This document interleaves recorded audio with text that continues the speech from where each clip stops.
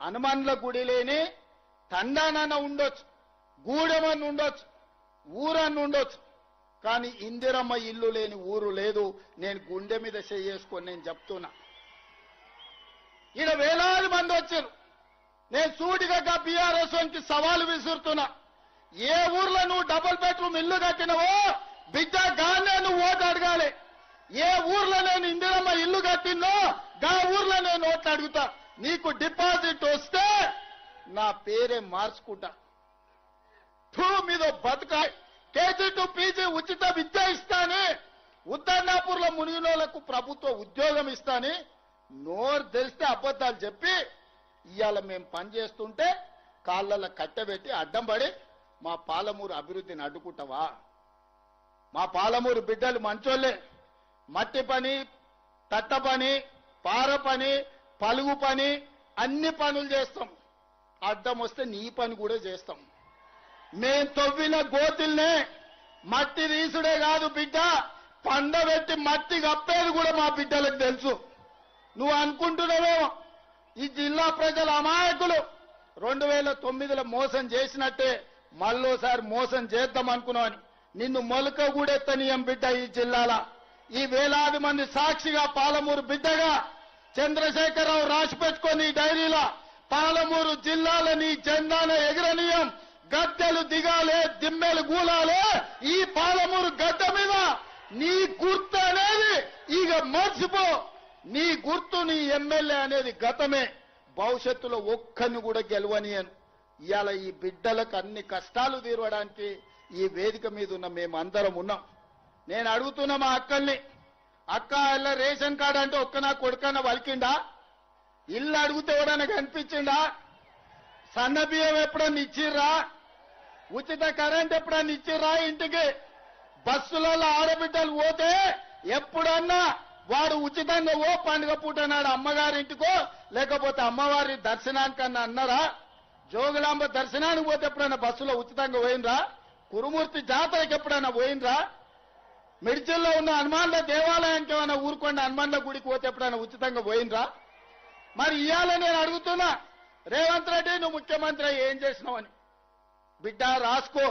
15 లక్షల రేషన్ కార్డులు ఇచ్చిన పేదోళ్లకు, 4.5 లక్షల ఇందిరమ్మ ఇండ్లు ఇచ్చిన, 50 లక్షల కుటుంబాలకు 200 యూనిట్లు ఉచితంగా విద్యుత్ ఇచ్చిన, 45 లక్షల కుటుంబాలకు 500 రూపాయలకు సిలిండర్ ఇచ్చిన, 10,000 కోట్ల రూపాయలు మా ఆడబిడ్డలు బస్సుల మహాలక్ష్మి పథకం కింద ఉచిత ప్రయాణం చేస్తే 10,000 కోట్ల రూపాయలు మా అక్కలకు, మా చెల్లెళ్ల కోసం ఆర్టీసీకి నేను కట్టిన, 1000 మెగావాట్ల సోలార్ విద్యుత్తు మా ఆడబిడ్డలకు ఇచ్చిన, మా సంఘాలకు పెట్రోల్ బంకులు ఇచ్చిన, మా సంఘాలకు 1000 బస్సులు కొనుక్కునే శక్తిని ఇచ్చిన, బస్సులలో ఉచితం కాదు బస్సు యజమానులను మా ఆడబిడ్డల్ని చేసిన, 67,616 లెక్క కట్టి, నీకు ఒకవేళ లెక్క మీద అనుమానం ఉంటే తారీఖు చెప్పు. ఎల్బీ స్టేడియంలో అసెంబ్లీ ఎదురుగా 67,616 ప్రభుత్వ ఉద్యోగ నియామకాలు చేపట్టి తెలంగాణ నిరుద్యోగ యువకులకు ప్రభుత్వ ఉద్యోగాలు ఇచ్చిన, 25,35,000 రైతులకు 20,616 కోట్ల రూపాయల రైతు రుణమాఫీ చేసిన, రైతు భరోసా కింద 27,000 కోట్ల రూపాయలు రైతుల ఖాతాలో వేసిన, 500 రూపాయల బోనస్ సన్న ఓట్లు పండించిన వాళ్ళకు ఉత్తమ్ కుమార్ రెడ్డి గారు ఇచ్చారు. వ్యవసాయానికే 1,56,000 కోట్ల రూపాయలు ఈ 30 నెలల ఖర్చు పెట్టిన. ఇట్లా నేను చెప్పుకుంటా పోతే చెప్తే రామాయణం రాస్తే భారతం అంత అయితే ఈ 30 నెలల నేను చేసింది. నీ 10 ఏళ్ల పాలన, నా 30 నెలల పాలన, 2.5 ఏళ్ల పాలన ఎప్పుడు చర్చ చేద్దామో చెప్పు. రా అసెంబ్లీకి. నువ్వు శాతనైతే, నీకు పౌరుషం ఉంటే, నీ పేరు చంద్రశేఖరరావు అయితే అసెంబ్లీకి రా.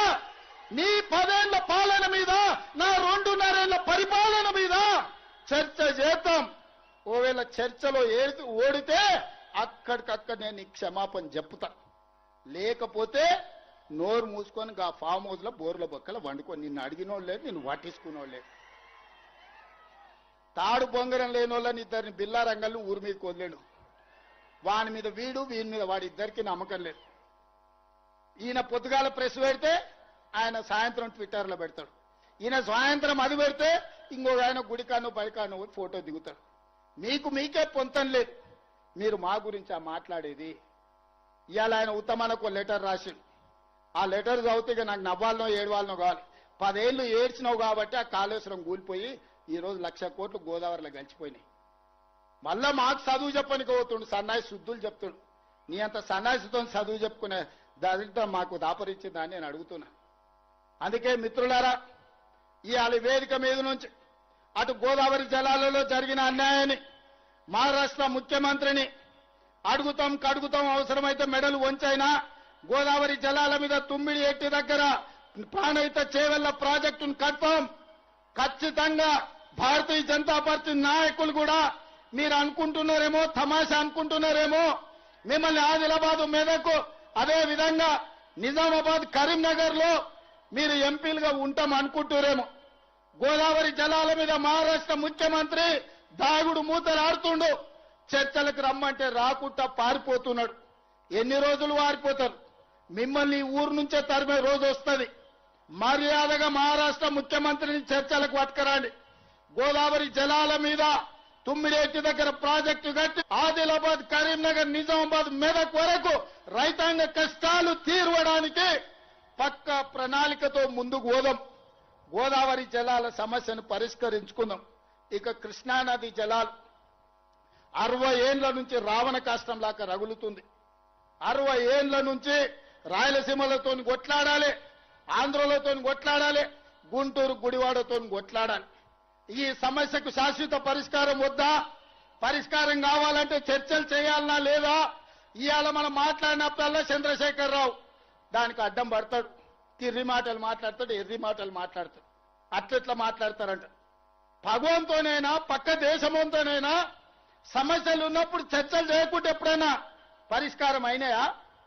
ఆలి పంచాయతీ అయినా పాలి పంచాయతీ అయినా ఓ పెద్ద మనిషిని పెట్టుకొని పంచాయతీ తెంచుకుంటామా లేదా? రైతాంగ సోదరులారా మీరు ఆలోచన చెయ్యండి.